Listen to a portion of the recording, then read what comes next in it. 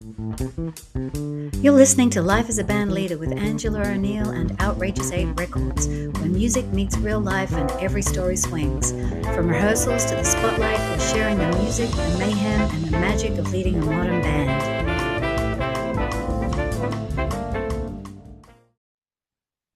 Hey, everybody. Welcome to Life as a Band Leader, the newest Outrageous 8 Records podcast. And today I am lucky enough to have my friend Dan Olivo here, a singer, actor, performer, longtime performer, and also, I read in your biography, a Los Angelino, born and raised Yeah, here. born and raised Glendale, California. Grew up in Eagle Rock, still here in Eagle Rock. Oh my gosh, I love that. And I read that your parents actually had the Italian Theater of Arts in Los Angeles. Tell me a little bit about growing up in Tinseltown with parents who were actually in theater. So my dad was actually born in Chicago in 1928, but as an infant, they had moved back to Italy, and he didn't come back here till he was 40 when his brother and sister had come back out, Okay. and they were in Chicago for a little bit, then they came to California. My dad did theater in Italy, he had his own theater company there, and was just very in love with the Italian playwrights. And there's a church here in Chinatown. Chinatown used to be Little Italy, if people didn't know. I didn't Um, know that. yeah, so Chinatown was Little Italy, and then Okay. over time, yeah, and then I think up until about 15 years ago, there was still a couple of Italian restaurants, Right. but to this day, there's an Italian church there. It's excuse me, it's St. Peter's Italian Church, Okay. and they just have a lot of clubs and organizations that are there through the church Italian community. And when my dad came uh, here in the 70s, he just got involved with the church there and decided to just open up a theater company. And my mom, who was born in Italy, came to Orange County in her teens. After high school, she got a job in LA, and then she just kind of pursued acting a little bit. So she made her way into my dad's theater company, and that's where they met. And then the rest is history. Wow. So, yeah, yeah. Um, And so where growing up, yeah, where yeah. I'm sorry. Go where ahead. is their theater relative to the church that you're talking about? Well, they have this big hall there with a stage and stuff. So he Oh, would okay. he would just produce his own shows through there. Oh, I When see. Same spot. That's still there. it's still there, yeah. If you go on I Broadway, see. right next to Dodger Stadium, it's right behind Cathedral High School. Oh, okay. I know exactly where that is. Yeah, very Yeah, close to Dodger Stadium, actually. Yeah. yeah. Yeah. So other than their own theater company, they also worked in the industry. Yep. Bit parts here and there. My dad did a play in Hollywood Wood with Sean Penn and Meg Tilly when they were teenagers. Wow. Um, yeah, and another actor that was there, his name was Cario Salem. He wrote the Rat Pack movie for HBO. No kidding. Oh, I So love yeah, he was an actor. Yeah, so yeah, just kind of grew up around it, and then I did a lot of small parts and extra work when I was younger, and then ended up doing a little bit of music in college, and then I was at Cal State Northridge when the earthquake hit, Oh, wow. What year is that? 94. 94. Okay. Yeah. That was my freshman, yeah, that was my freshman year. So it was just kind of a weird experience. Like our classrooms were all devastated and we were in bungalows. So I ended up transferring to Fullerton and then just gotten more involved with acting and ended up I did theater for 2 years at PCC, just did a bunch of plays there, hmm and then ended up at the Beverly Hills Playhouse for 12 years while I was working as an actor here and there. Oh Yeah. my gosh. So not only are you and I born like a day or two apart in March, but I also went to UCLA's theater program and ended up, my last acting school was Beverly Hills Playhouse. If Were you you there? do that. And I took from Frank. He was not actually at the Playhouse. He was at an offshoot of it that was overseen by Okay, Beverly Hills Playhouse, that was on gotcha. my aunt. And I think his name was, and I can't remember his last name now, but oh my gosh, how funny is that? Yeah. It's a small world. Yeah, it was a great experience there. They a lot of big actors came out of there, Yes. and so I learned a lot. I definitely And did. But what did you think of I mean, because I was there for many years, like maybe 5 years. I really enjoyed the process. I really enjoyed how kind of the way in which they taught scene study to me was very helpful, and applicable, right? Applicable to because right, there's a whole way of going out on auditions and doing all this stuff that some scene studies don't really prepare you for. Like it doesn't seem helpful, but that really did to me. And at the end of the day, I was kind of fascinated by, I mean, they wanted me to be, officer in the oh yeah, and I was yeah, like, yeah. no, I don't think I'm going to do that. What did you end up doing about the Scientology aspect of that? It was pretty heavy there when I was there. A lot of students were.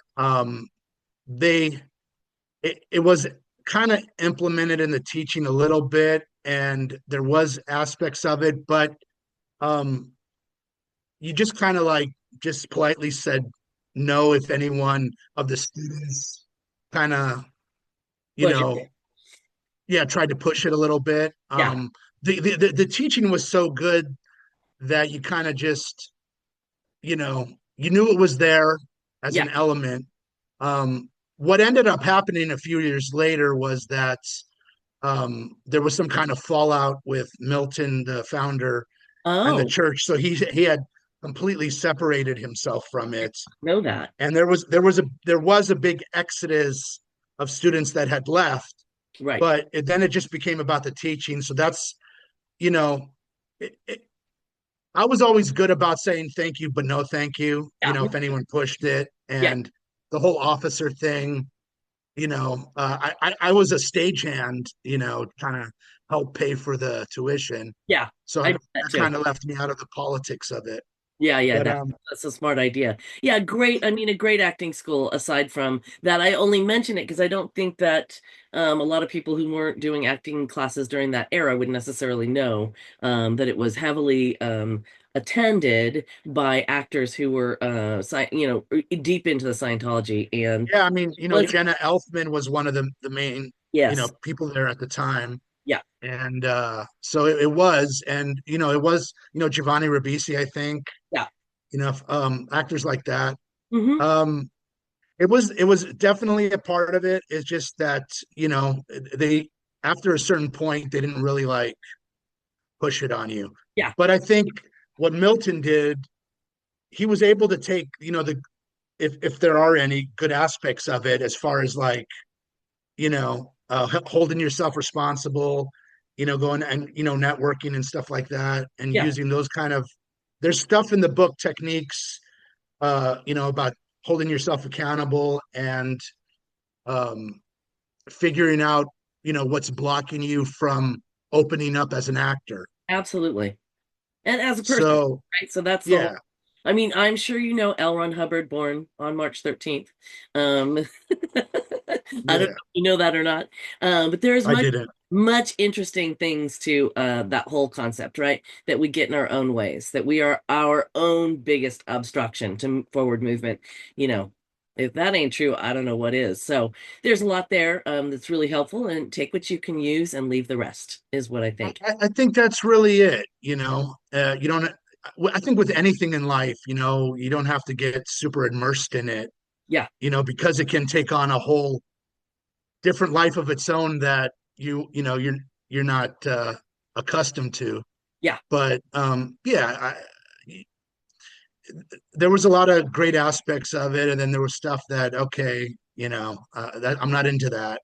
Um, Yeah. so yeah. Moving on, exactly. And so that's amazing that you and I both went to the same acting school and had very similar experience.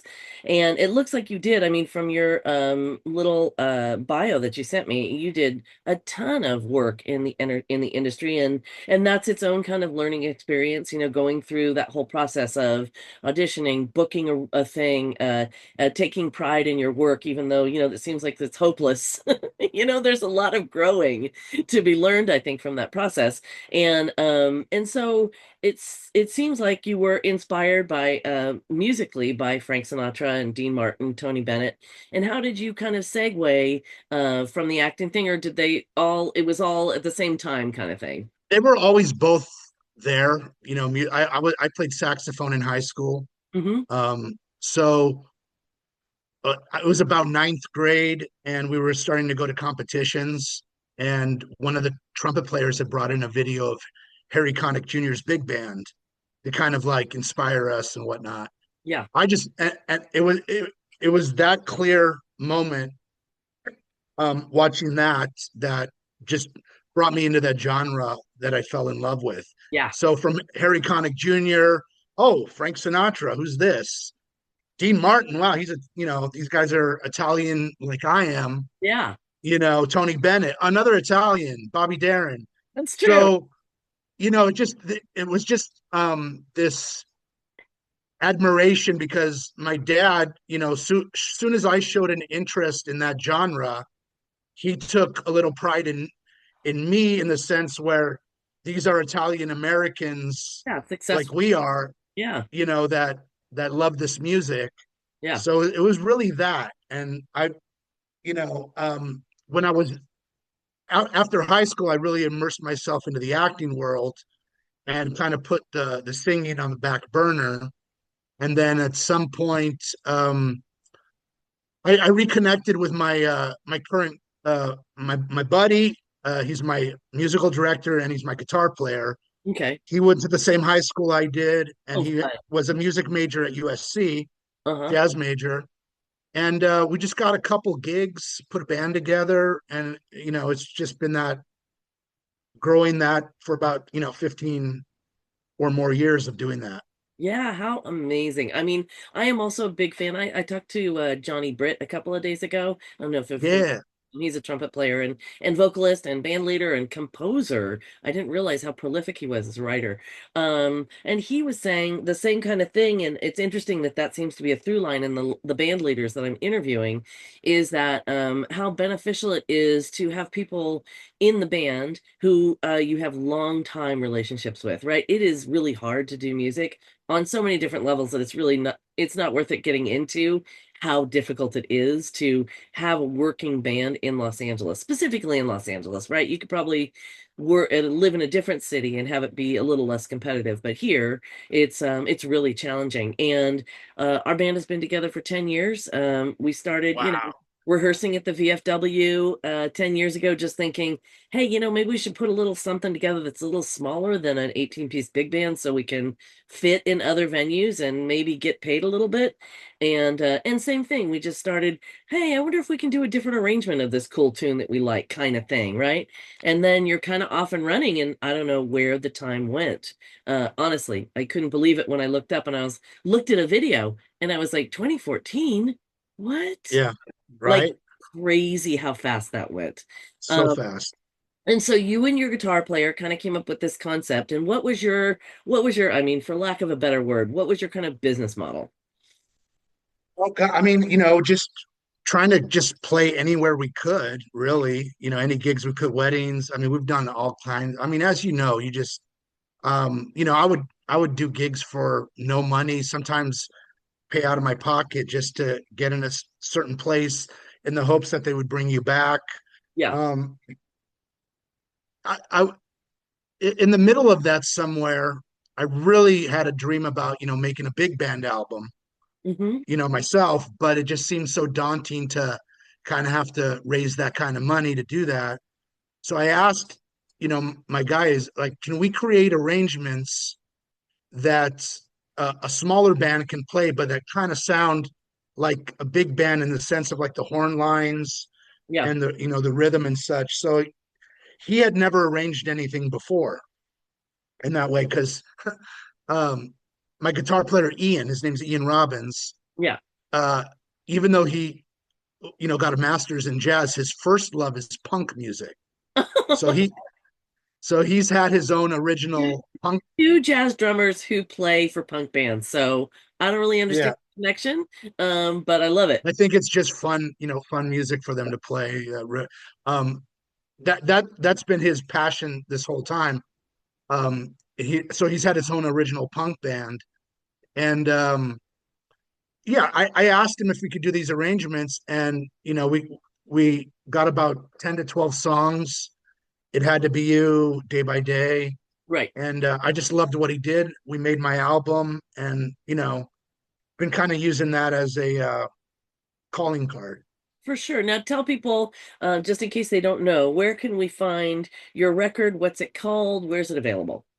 The album's called Day by Day. It's available on all the streaming services, and you can go to my website at danolivo.com. Mhm. And if you want to purchase a physical copy, I'll not even purchase, I'll send it to you at this point. I mean, that's it's just it's I'm happy to give it out. It's yeah.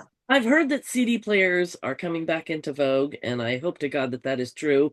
I'm not sure Yeah. that necessarily everybody out there who is a music lover, but not necessarily a player, is aware of the fact of how streamers basically are the thieves of music, right? Like it used to be that people went and bought a record, and that is what has funded the next record, was those people purchasing that record. But when you pay $9.99 to Apple or someone else, Apple just takes all that money. Period. Poof. Yeah, it's a shame. I mean, I remember growing up, and I'm sure you did. Just when I was growing up, it was CDs, and you could still go there and buy one for 10, 20 bucks or whatever they were. But the experience of just opening it up and just reading the notes Yeah, and something about the album, and just really, you really got invested in that whole album. I thought even like records, what they had sleeves in them, right? they You did. got sometimes they had lyrics to them, but like I just love the idea about like reading bios about the artist or whatnot, and then like who's in the band, where was it recorded, all that. I wish these streaming services had some kind of link there that you could press to get all that information.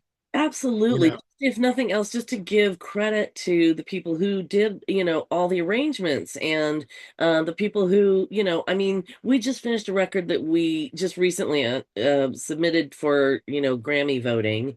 And the work that went in after we were done recording was a huge part of the work. And yet that's hardly acknowledged in the general public. The people who do the post, for lack of a better word, on yeah, the production end of music is huge these days, and adding the streamers and digital platforms to that has made it even more so, right? Because you have to add metadata and you have to add all of that stuff to all of your tracks, and the mastering becomes huge, and how you master, what gigahertz you master onto, and all that stuff is a huge part of producing records these days. But honestly, who can afford to produce records because there is no revenue stream for records? So yeah. just like to say to the folks out there, if you get a chance, danolivo.com is the way to go to get his record, to please download onto your phone or your computer the actual music and pay for it so that Dan can make another record.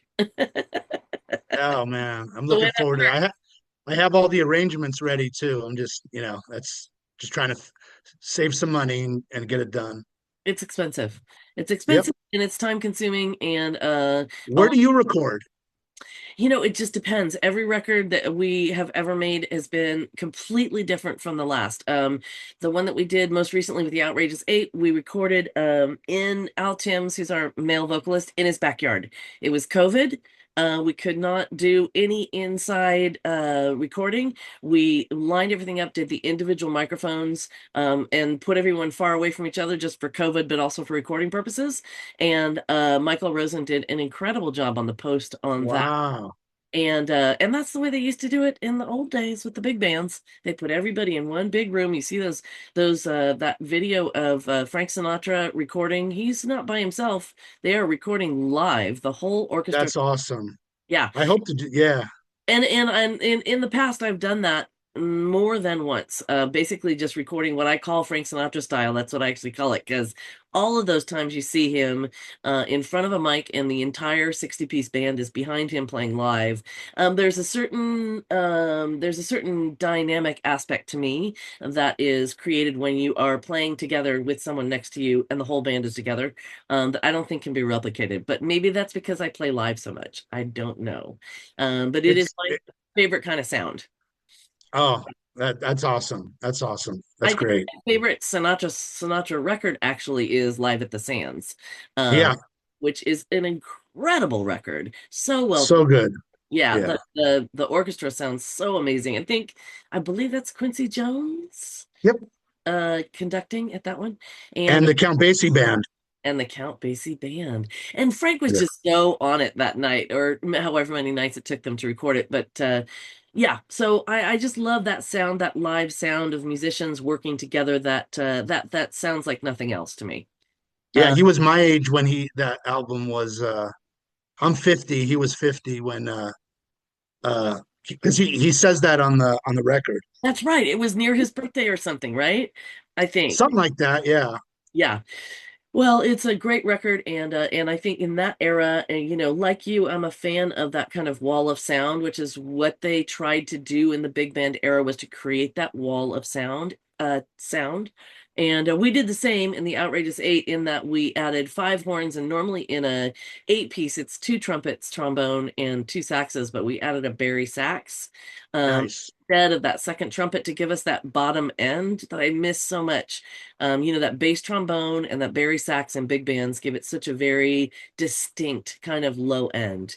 And yeah, I think you and I like the same kind of sound. That's what it sounds like. That Yeah, big, and what I like about my size and your size band is that, like, we're adding some like pop tunes to our, yeah, book. yeah, Like some Bob Dylan stuff, and like we'll do a Chuck Berry tune, yeah. if we get a private event. So that lets us have a little more versatility. Yes. So Yeah, we yeah. do the same thing. We throw some, I think recently, for some reason or another, I can't remember why, I was like, I really want to try Moon Dance.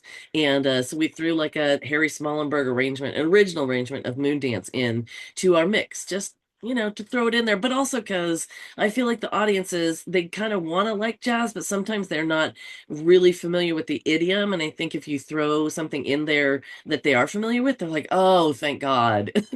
A song Yeah. I know, a song I know. So, And Harry Connick Jr., he doesn't use his big band anymore. It's a smaller group. oh, And it just feels like there's more versatility, like I mentioned before. yeah, yeah, there for sure is. So in your process as a band leader, and it's been so great talking to you. I did not realize how much you and I really had in common, and what fun it is to talk to someone who's, it's unbelievable, dude. I cannot believe the number of gigs you get all over town, all different kinds of gigs. I mean, that is a lot of hard work. I know that from That's nice to hear. Thank you. Yeah, I feel like I don't gig enough. So it's to get your perspective of it. It's nice to hear. It's flattering. Thank you. I mean, I just, because we're all on social media, whether we like it or not now. And Yeah. so I know where you're, basically kind of where you are and what you're doing. It's very impressive. You and your band, you guys sound good. You look good. You have a very identifiable sound, which is amazing in these days, because I find that even. Feelings mutual, by the way. Oh, thank you, love. Appreciate it.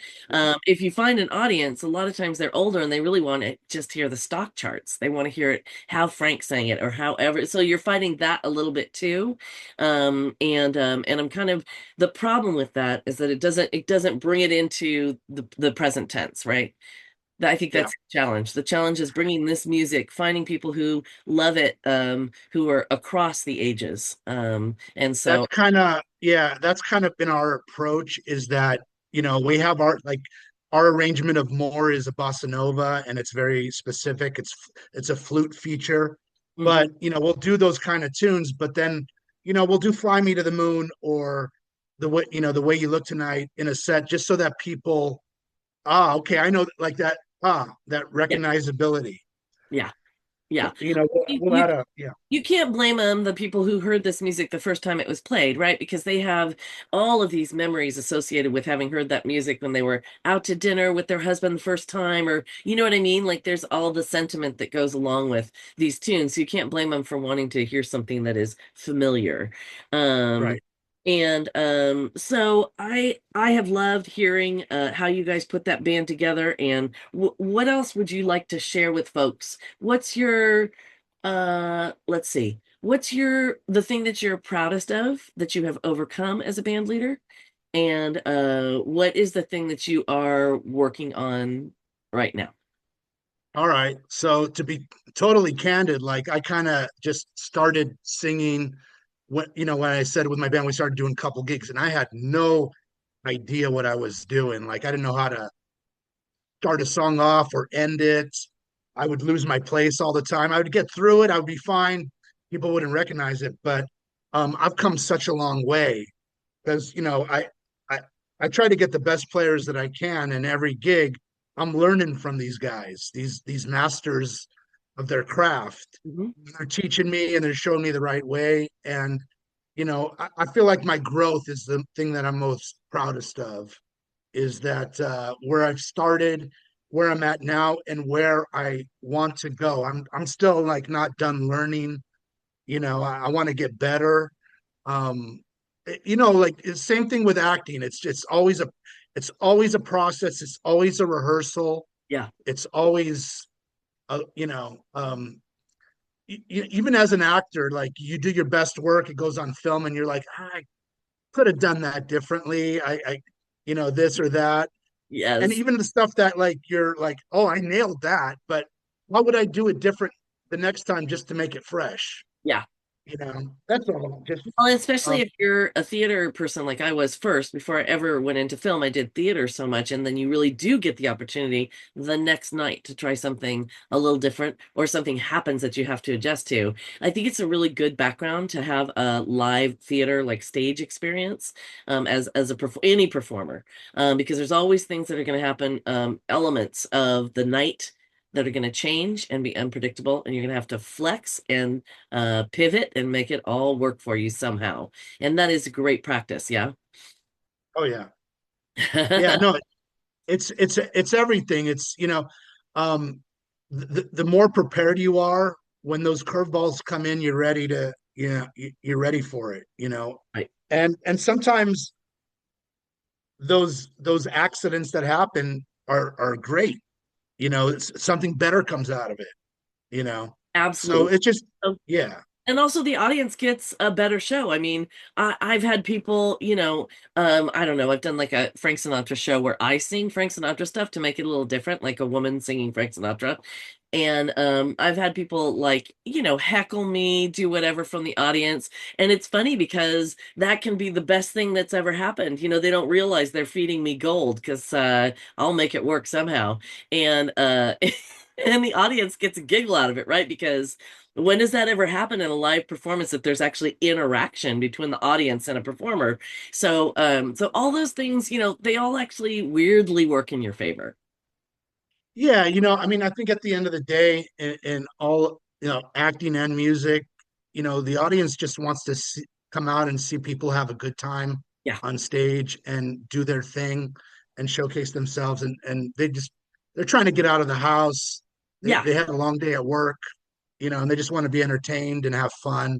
And as long as you're having fun doing it, I think there's, what even if something were to go wrong, it doesn't matter, Yes. you know. Right. That's right. Yeah. Okay, so we are almost at the end because I don't want to make it too long. I don't want to take up too much of your time. I know you're busy. Here's my final question for you. What in being a band leader or in music or whatever in entertainment has got your attention these days? Oh, like musically speaking? It could be anything. Like I was thinking artistic. Like what's something that you have seen recently that has sparked your interest or gotten your attention? I'm pleasantly surprised by a lot of these new pop artists that are actually doing good music. Like, the Harry Styles, the the Dua Lipas, the Sabrina Carpenter's, like Taylor Swift, right? Yeah. They're writing great songs. They really are, and it's real musicians that they're with. And I it gives me hope, Like I love our genre of music. Um, but and I haven't written a song yet. I hope to be my next thing to tackle is writing, writing some lyrics and a melody and getting together with my guitar player and writing our own stuff. So I listening to these young people write songs is really exciting to me because I have a 9-year-old daughter, Yeah. and it's the music that she's listening to, that she's attracted to. Now Yes. she's taking piano lessons, so like she's practicing an Olivia Rodrigo song now, and Oh, she's singing it. So I'm kind of watching her, view these young artists through her eyes. yeah. So I don't know, that it excites me a little bit of that. um I think for a while I was like um sad about the way the music was going, Yes. and I think we're in a better place. Yeah, I agree with you. There's a lot of amazing songwriting going on out there.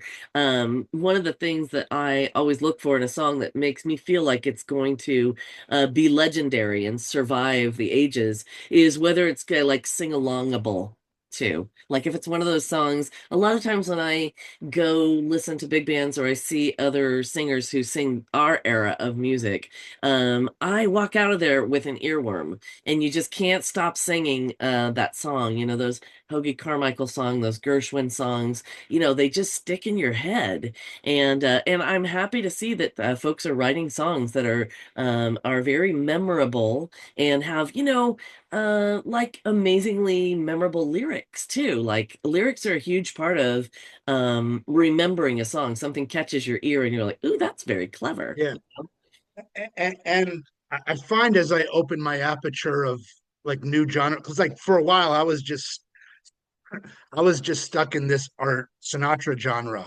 I Yeah. was listening to nothing else. So like the Billy Joel documentary came out. Yeah. I watched the whole thing, and I fell in love with Billy Joel like decades later that I should have.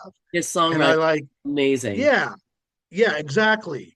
And somebody jokingly, like I said that, like I'm a I'm a first time Billy Joel fan. I put that on social media, and they're like, "Oh, you're just realizing it because you were stuck in your Sinatra bubble," and it was true, Maybe. right? Yeah. Yeah, I mean, there's plenty to explore in the Sinatra bubble. yeah, Sinatra is representative of an incredible era of musicians. It's not just him, but in an era of music when it wasn't just him, but people were going to music, they were following music, they were paying for music, they were appreciating, I think, what it took to make music. And I'm not sure that people have that understanding now, but I hope someday they will again. It certainly I'm is. confident if we keep doing what we're doing, Yeah. and like people like my daughter, grow up, and I think it'll come back around. Because what I'm realizing about this like AI thing Mhm. now, it's so good what they're doing technology wise, but it's not personal. It's not Yeah. doesn't come from the heart. Yeah. It's interesting. And I have thought often, I'm like, I'm a person who, for whatever reason, I am not ever really put together. For whatever reason, even when I used to go on auditions, whatever, that's just not my style. I just can't really pull it off. And I thought, there's a beauty to that. It is the opposite on the end of that spectrum of AI. It's Yeah, the ultimate humanity is making a mistake, correct? yes. Or And just being real, just being, you know, you know what I mean? yeah, Like just um I I mean, like, acting wise, the what I get drawn to the most is like real people, like a character actor, real someone that seems like I love movies that are about real people. yeah, That's me too. so, I feel the same way about music. It's like, the fact that you told me that you record live, with the band, that's amazing to me. it's making me think about what I want to do next, you know. Yeah, exactly. And that kind of interchange is inspirational. And I really do believe, and again, same between acting or music, I actually think audience members really only need that moment of really a kernel of a moment of truth. You don't Yeah. have to do it the whole show, but you do have to have a moment where you truly are vulnerable and reveal yourself in order for people to stay interested. And I actually think that people really see it and perceive it. And I'm really happy for that. That is one of the real beauties of that interchange of live entertainment, right? Yep. Where you really connect with people and they look in your eyes and you can see that they are right there with you. And that is something that is really beautiful about live entertainment. Well, you and I obviously have way more to talk about. We And could we do this all day, right? Yes, and so I will stop us now because I know this is the time that we have for this one, but I would love to have you back to get more Anytime. into what your process is as you prepare. What does your band do? How many rehearsals do you do? All the band leader stuff is complex, and there's lots of decisions to be made about how you want to do it, how you want to get great without burning the band out. There's like a lot of aspects to it that we Yeah. can't get into today. But thank you so much. I really appreciate your time. And this is Angela O'Neill with Dan Olivo, who has a beautiful 7-piece band, right? Right, Dan? Tell them just a little bit, one little final little pitch for your band. If anyone's free, we're performing Saturday at the Alhambra Performing Arts Center. It's a free show. I think if they'll take a donation during the intermission if you want, but it's a free show. And you could just Google Dan Olivo Alhambra and it'll pop up. Okay. And Yeah. danolivo.com, does it have all of the places that you're going to be playing in the future? Is it all listed there? Yes, yes. Okay. For the rest of the year, I have the Alhambra show, and then we're doing the Sanctuary Studios in Santa Ana, and then Beautiful. I just have a bunch of private gigs the rest of the year. That's awesome. All right. Yeah. Well, it's been an absolute pleasure having you on. We've discovered so much that we have in common. It's crazy. And I love hearing your band and having you around town. You're an inspiration to us all. And thank you, everybody. This is Angela O'Neill signing off on the podcast, Life as a Band Leader. Thank you very much, Dan. Bye. Thank you. Well, that's a wrap for today's episode of Life as a Band Leader. We hope you had as much fun listening as we did making the music. If you loved what you heard, go ahead and hit follow, share it with a friend who loves a good groove, and come see us live sometime. You can find all our upcoming shows, music, and a little more band madness at outrageous8.com. Until next time, keep swinging, keep smiling, and keep the music alive.